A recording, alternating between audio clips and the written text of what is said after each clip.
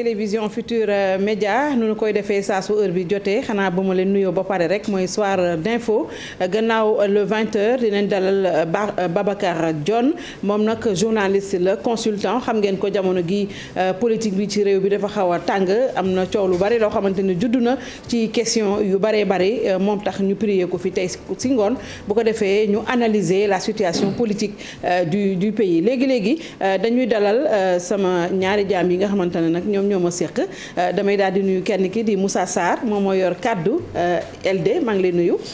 jërëjëf Binta maa ngi lay fay di la remercier ci invitation bi di nuyu également Barthélémy. jërëjëf di nuyu seen téléspectatrice ak seen téléspectateur di rafetlu seen liggéey. Barthélémy maa ngi lay nuyu. maa ngi lay naa la waaw raw naa la de. fay naa la bu baax ça va sant yàlla bu baax Binta. alors ñu njëkk a dooree Moussa Sarr xam nga ni Abdoulaye Bathily bi mu génnee fan yi yàggul te Abdoulaye Bathily ci LD moo jiite woon LD yow yaa ngi LD ba léegi yor kàddu gi mu wax loo xamante ne daal yëngal na daanaka sax su ma sañee ne la République parce que dafa ni bu fekkente ne appliqué wuñu assises nationales yi li ñu wax bu ko defee nañ xaar kaw dina am ci réew mi muy jur nag tole bu méttee métti yow lan moo ci sa gis-gis. jërëjëf Binta.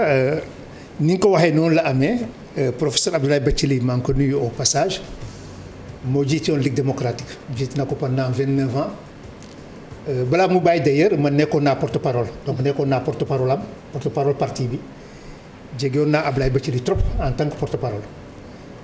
bi may dugg Ligue démocratique nekkoon élève l'islam yi ngay am na habitude di ko rappeler dama fekk nekk li ma intéressé woon ci réew mi intéressé waa Ligue démocratique ak la plupart des partis.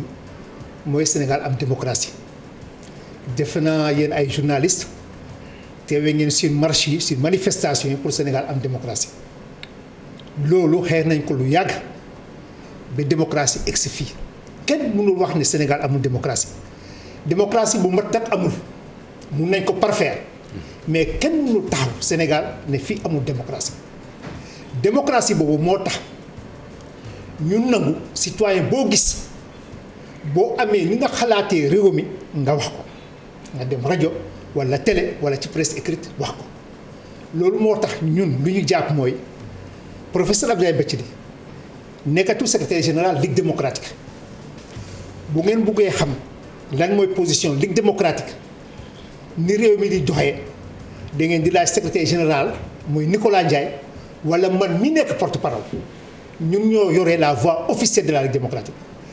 mais beneen citoyen bu nekk ci opposition société civile wala ci pouvoir lu mu wax moom la engagé donc pour dire que li professeur Abdoulaye Bathily wax maa ngi ko nuyuwaat encore une fois moom la engagé ñun waa Ligue démocratique amuñu ci commentaire citoyen la comme yeneen citoyen ñi am parti wala ñi amul parti ku nekk am nga sa gis-gis boobu mën nga ko wax. Sénégalais citoyen bu nekk bu amee gis-gisam wax ko ci réew mi est-ce que jar na parti au pouvoir jóg di dal ci kawam. mais justement loolu mooy démocratie débat boo xamante ne dañ ko Binta loolu mooy démocratie yow c'est-à-dire que ni diw amee sañ-sañ wax nu mu gisee réew mi noonu aussi na yeneen amee gis-gis tontu ko loolu mooy démocratie c'est-à-dire que démocratie aussi liberté d'expression la débat d'idée la boo amee sa xalaat wax ko munoo bañ Barthélémy bu amee beneen xalaat bu safoon ak sa xalaat mu wax ko parce que bu ñu ko defal rek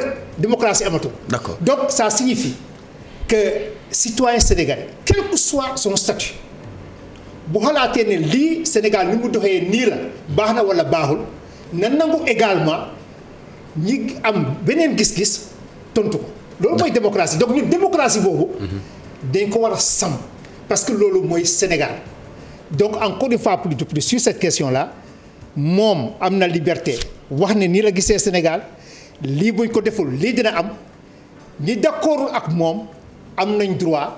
ne li nga wax waxuma attaqué de am nañ droit. ils l'ont attaqué mais c'est-à-dire que Binta ils n'ont pas répondu par les idées.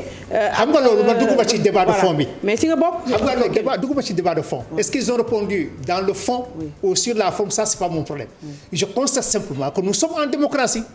citoyen boo gis boo joxee sa xalaat mun nga pare keneen joxe xalaatam ci li nga wax. loolu mooy démocratie. ñu ngi ci démocratie. donc liberté d'expression li mu wax moom. Ligue démocratique amul ci benn commentaire. engagé wu leen moom la engagé li engagé Ligue démocratique mooy man Moussa Sarr porte-parole li ma wax. wala Nicolas Ndiaye secrétaire général li mu wax loolu ma engagé. ci démocratie bi nga wax lay ñëw ak yow ak liberté d'expression bi nga ne am na fi est-ce que réellement liberté d'expression boobu am na si l'on sait que ay nit ñu bëri convoqué nañ police ñii sax ñu téye leen parce que tout simplement dañoo wax. Barthélemy 2012 ba léegi mun nga ma citer benn journaliste bu ñu arrêté pour délit waxuma may ma wax xam nga boo wax liberté d'expression mënoo ci génne journaliste 2012 ba léegi bi Macky Sall ñëwee pouvoir mun nga ma citer benn journaliste boo xam ne dañ ko jàpp tëj ko kaso pour délit d'opinion. mais jàpp nañu ay nit ñoo xam ne maa ngi ñëw amul ci presse bi amul benn journaliste boo xam ne dañ ko jàpp yóbbu ko kaso parce que wax na lii ak lii te pourtant yéen chaque jour ngeen def ay commentaires sur le pouvoir c'est normal. mais commentaire kay genre journaliste Binta j'ai dit bien c'est normal. waaw Binta Diallo combien de fois laa la déglu RFM nga wax loo xam ne des fois dama ne non c'est pas possible d'accord ma ci. c'est ça la démocratie. mais c'est ça voilà liberté d'expression donc Binta tu reviens sur ce que j'ai dit.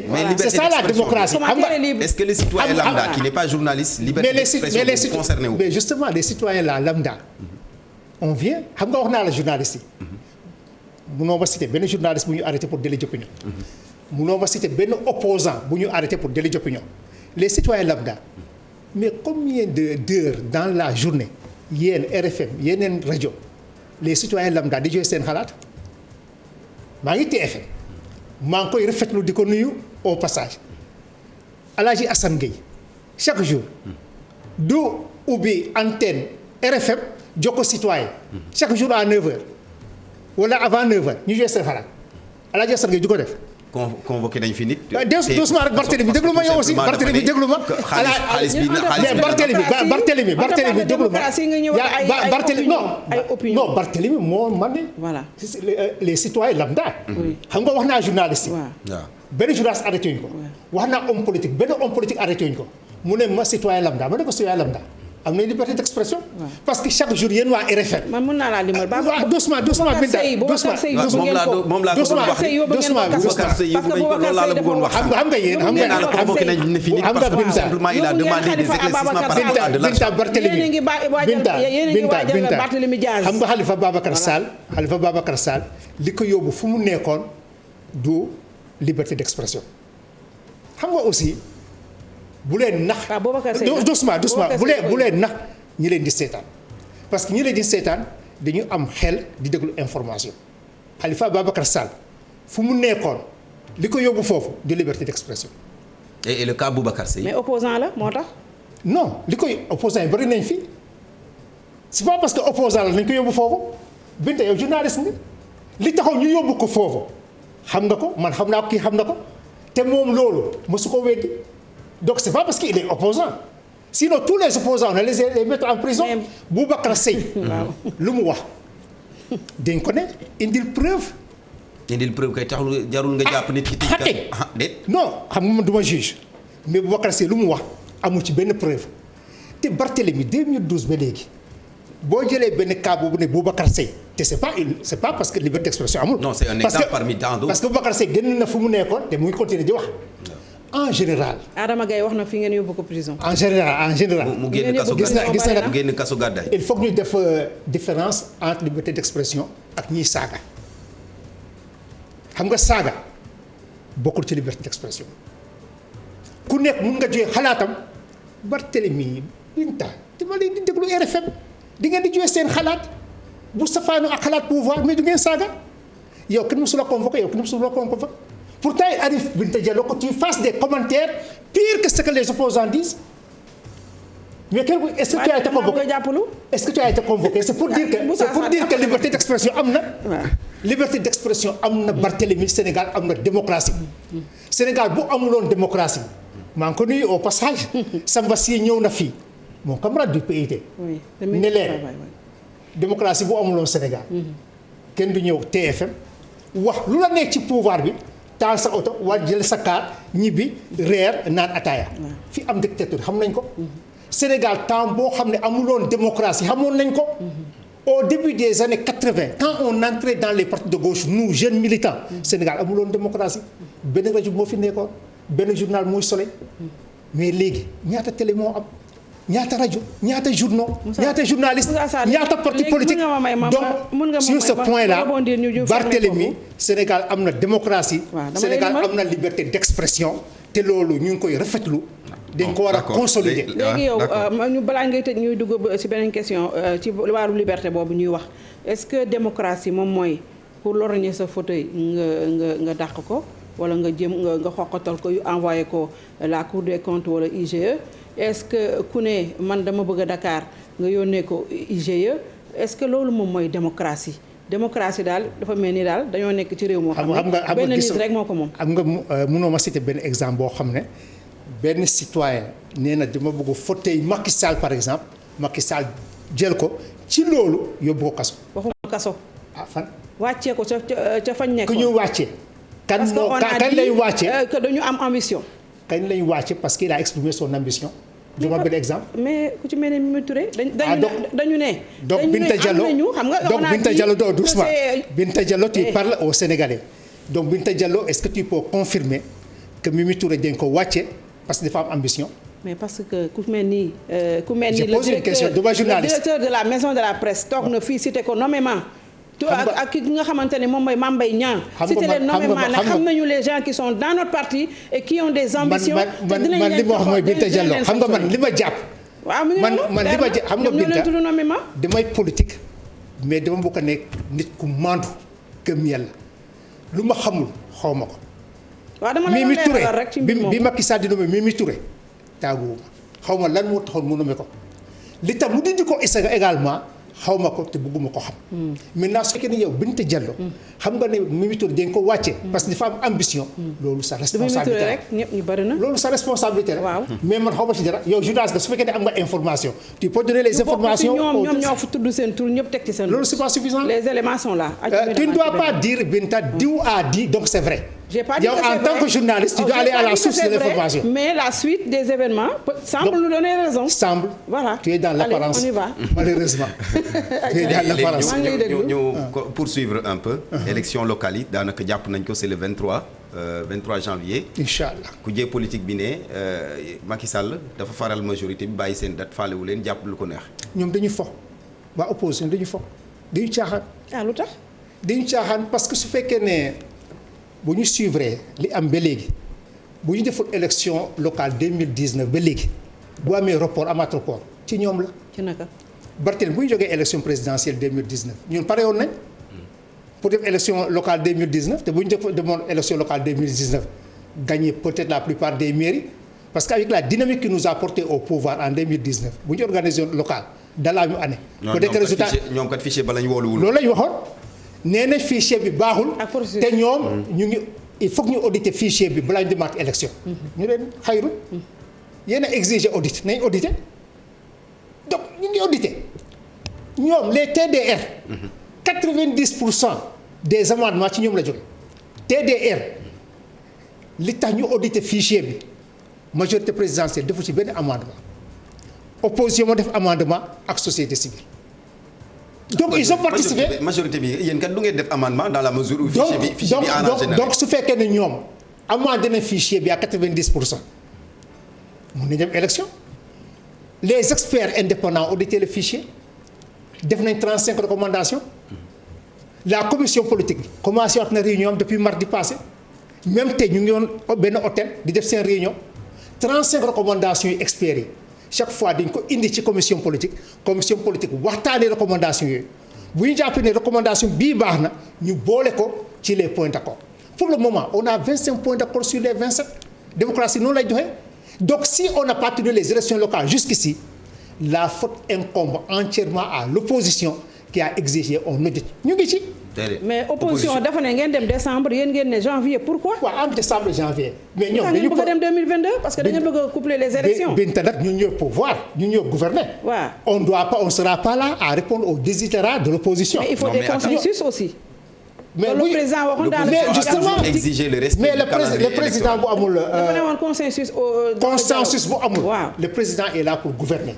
Mu le tranché. principe c'est quoi. Oui. le principe c'est que bu ñu demee dialogue waxtaan même sur le statut du chef de l'opposition c'était ça. oui dañu am benn règlement intérieur dans le dialogue benn accord bu ñu waxtaanee ba juboo ci point ñu ne c'est un point d'accord mais bu ñu juboowul on verse ça au président qui décide parce que le président est élu pour décider. mais opposition proposé na décembre oui ñu proposé janvier. oui président nee na élection dina am le 23 janvier xam nga li des. boobu tam jaay doole la encore. entre décembre et janvier. waaw ngay jël décembre pour bañ coow. pourquoi nga bañ a jël janvier. parce que nee na opération yi mën na yem décembre. est-ce que boo jëlee janvier parce que 2022 dafa am élection. jarul coow xam nga li des maintenant xam nga li des. voilà nañ dem élection nañ préparer. léegi législative bi nag. ñu boole législative bi pour le moment. loolu ma jaaxal loolu laa koy wax est-ce que du am impact c'est en 2022. c'est en 2022 est-ce que du am impact si législative yi. mais pourquoi mënuñu def élection en janvier de benn élection en juin. après jublu ci 2024 bu ko présidentielle. defee kenn dootul liggéey. xam ñu nga nekk ci élection rek justement très bien de souligner ça xam nga ñun waa Ligue démocratique lu ñu wax. bu ñu jógee élection présidentielle en 2019 avant le dialogue dañu convoqué suñu secrétariat permanent en journée d'étude. ñu xool calendrier bi ñun waa Ligue démocratique ñu ne à ce rythme là le pays ne va pas travailler le pays sera installé dans une campagne électorale permanente.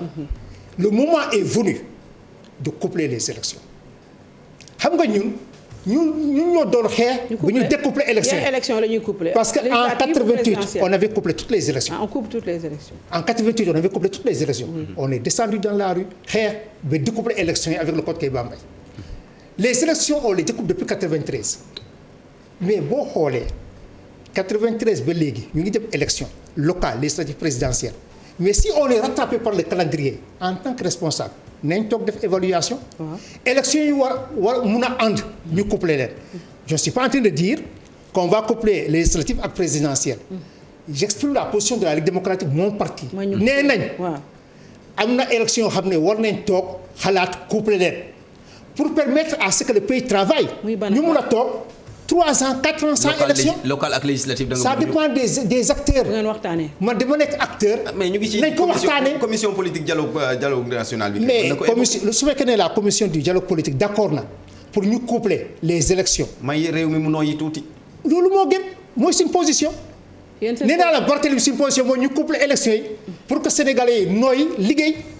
parce que boo jógee élection 2022 dem élection 2024 demaat élection 2026 ñu ne va pas travailler donc il est temps ñu toog xool yan élection ñoo mun a ànd élection yooyu ànd ñu coupler leen sénégalais yi mun a toog 3 ans 4 ans di liggéey bàyyi affaire politicienne. mais parrainage loolu mooy suñu position. parrainage bi aussi Moussa Sarr ça pose. parrainage bi lu baax la cour de justice de la CEDEAO jox na état du xam nga Sénégal cour de 6 justice mois pour vraiment ñu ñoom dañu caaxaan comme opposition ñoom ay caaxaankat la. xam nga ne Sénégal xam nga Sénégal ñun dañu am état am démocratie ñi siège cour de la CEDEAO la plupart de leur pays ne sont même pas de la amuñu sa démocratie ñun parrainage bi dafa baax. bu ñu defuloon parrainage en 2014 Barthélémy, je te souviens on avait plus de 2000 listes. ci élections locales yi. 2017 élection législative ñu amoon 47 listes. il a fallu benn arrêté du conseil constitutionnel ou de la cour suprême pour ñu ne boo demee ci. nga jël 5 mun a voter. bu nekkuloon loolu munoon nañ toog di voter ñaari fan loolu c'est pas sérieux donc élection. dafa war a am filtre moo tax ñu d'accord ci.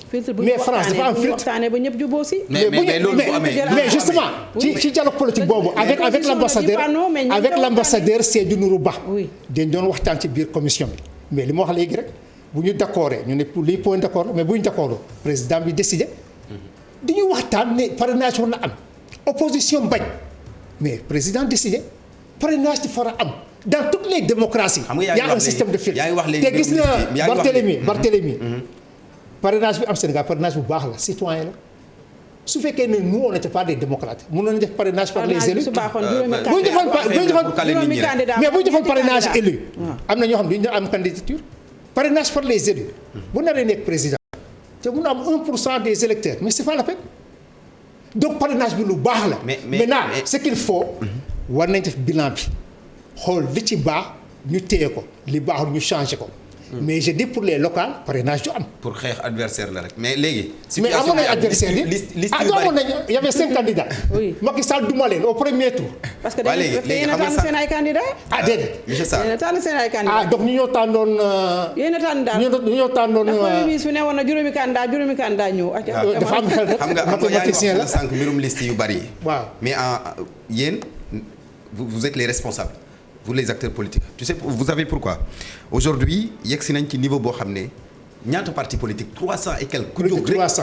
bëgg a créer sa parti politique ne da ngay dem présenter wu est-ce que yéen aussi jotul ngeen toog xool nan ngeen di harmoniser yooyu yëpp. mais bu oui nekk gauche droite point. xam nga moo tax gis nga opposition. et la loi existe mais on te gis nga les partis politiques xam nga ñun aussi souvent boo nekkee opposition nga ne vraiment état bi amul démocratie Macky Sall c'est pas un démocrate te la plupart ñu ko wax am na ñoo xam ne dañu créer seen parti parce qu'ils ont été frustrés ils ont été mis en minorité dans un parti.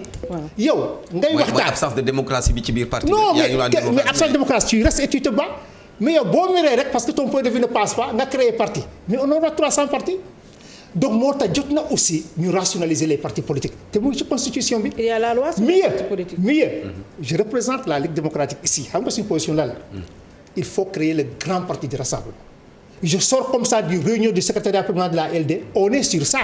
dañu war a créer un grand parti de rassemblement du pouvoir. un grand parti de rassemblement ñu mun a ànd. def confédération wala fédération. parce que dégg ngeen parce que opposition bi moo njëkk a joxe idée bi quand même. non le grand front de le grand l'opposition parti de rassemblement yow boo suivre l'actualité de la LD on parle du grand parti de rassemblement depuis le 6e congrès en 2008. waaw en décembre 2008 6e congrès ordinaire lañ commencé di théoriser le grand parti de rassemblement parce qu'il y a trop de partis ñi mun a ànd nañ créer benn confédération wala benn fédération comme ñun waa gauche lu ñu commencé woon di def avec la CDS ñi mun a ànd nañ créer fédération wala confédération parce que trop de partis c'est pas bon ça tue la démocratie. mais c'est parce que aussi moo tax d'ailleurs parce qu'il y a trop de partis Barthélémy parce qu'il y a trop de partis moo tax le filtre là est bon. kan mooy jiitu am na ñu mën a ànd mais ànd bi moo dul yàgg. kan mooy jiitu loolu mooy problème. waaw mais loolu mën nañ ko régler ak leadership da ngeen am problème. mën nañ ko régler bu ñu waxtaanee rek jubóo parce qu'il y a trop de partis. bu ñu dem élection il faut un filtre moo tax ñun on est d'accord pour le parrainage. même caution bi sax gars yaa ngi commencé wax ne 10 millions war na. mais loolu mënoo ko véhiculer parce que c'est pas fixé. dañuy wax mais commencé nañ ci coow. mais ñoo coow. loolu yow bu déglu ñooñu. yéen a ngi koy waxtaanee ci commission bi jàpp ngeen ne ci commission waaw wàññi ko 10 millions yi pour wàññi ko. waxuma wàññi mais ñu ngi ko waxtaanee. te yéen li ngeen di xaar li ngeen war a xaar mooy lan mooy la position officielle li génn ci commission bi.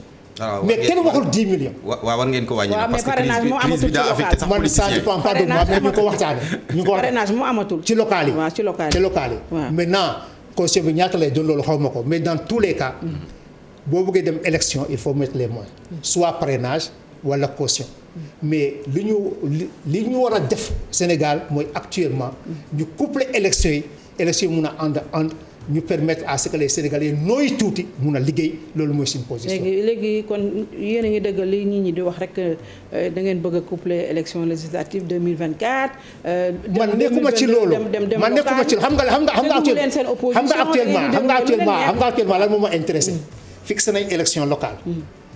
man suma parti mu ngi ci Benno Bokk Yaakaar li ma ñaan waa Benno rek ñu fexe ba juboo am ay liste yoo xam ne ay liste consensuelle la. loolu bu amee ñu gagner la plupart des communes donc li may ñaan waa Benno mooy ñu waxtaan bi juboo ci liste yi. mais redécoupage bi ñu def aussi parce que à chaque fois bu ñu àndee dañu gagner depuis 2012. redécoupage bi ñu def aussi ñu ngi wax que ne Dakar xam ngeen ne du ngeen ko gagner c'est votre bête noire ngeen bëgg a créer un 46e département pour bu fekkente ne Dakar. xam nga man mënuma ñëw fii nga di ma poser question ne ñu ngi wax. mais c'est l'opposition qui le dit. oui mais est-ce que c'est vrai. mais je pose une question. personnellement redécoupage bu bees bu Dakar bi personnellement sa avis lan la. suma avis et c'est l'avis de mon parti. ñun. votre parti est dans la majorité il faut le rappeler. oui mais avant la majorité on a des positions de principe. lan mooy sa position léegi. ñun on est d'accord sur ce principe qui rapproche les populations de l'administration loolu mooy décentralisation. autant que faire se peut. ñi gouverner dañu war a jege population loolu mooy décentralisation. régler les inégalités territoriales. On est également que Sénégal dafa am incohérence territoriale. am na ay communes yoo xam ne ngan dinañ trop am koom-koom am ñoo xam ne amuñ dara donc incohérence yooyu dañ ko war a traiter. te li indi coow bi mooy découpage administratif bu nar a am. Premièrement Kër Massar c'est normal mu nekk département ça c'est à part. on n'en disconvient pas. Maintenant les autres Bambilor Sangalkam. d'accord ñu de. ak yeneen découpage yooyu nar a am mooy ñun suñ position c'est très clair nañ ko waxtaanee c'est-à-dire que bu ñu naree def découpage nañ waxtaanee découpage boobu ak les acteurs et les populations. mais est-ce que urgence la est-ce que mënuñu woon xaar ba après les locales. bu ñu xaar mais après aussi ñu ne xaar leen. il faut que ñu décider parce que boo naree découper à un pas des élections locales. ça pour un prétexte gën a renvoyer la date. on découpera toujours à un pas d'une élection. parce que bu ñu ko defoon ci législative ngeen xaarale le présidentiel il faut décider. non période on peut pas il y a des choses qu'on peut pas reporter par exemple que Kër Massar devienne un département mënuñ ko reporter su fekkee ne Bambilor également am na injustice nañ ko corriger. carte électorale bi bu changé da ngeen di def est-ce que duñ demaat sax beneen date aussi. je ne sais pas loolu xaw ma ci dara. mais xam nga ci dara parce que xam nga ne xaw ma ci dara mais découpage c'est un grand problème. découpage moom pour mu réussir. il faut que ñu waxtaanee ko donc ñu ñaal pouvoir bi mooy découpage boobu nañ ko waxtaanee ak les populations et les acteurs les principaux concernés parce que personne ne peut faire le bonheur des populations à leur place nañ ko waxtaanee bi am. kaddu boo xam ne am consensus. waaw d'accord. pare nga. ayca waaw ñu jeexal. ayca comme moom loo ko laaj mu ne moom xamu ci dara. ah déet waxuma loolu man kañ tontu naa la. ci liberté d'expression li ma la wax moom leer na. waaw ci découpage li ma la wax leer na. découpage d'accord nañ ci. mais pour mu corriger les incohérences mais fu nar a am découpage nañ ko waxtaanee ak les populations et les acteurs. léegi Dakar moom nu ngeen def ba gañewaat ko. Dakar. mais Dakar waaye kenn moomul rek. dañu campagne rek. kenn moomul Sénégalais. kenn moomul Dakar waaye nu ngeen koy gañee jaaxal na leen de. ñun. waa acca ba le 23 janvier. yéen daal da ngeen di gunge Macky Sall. xam nga soxlawu leen mairie Dakar. yéen waa LD. xam nga nekkuñ ci candidature yi.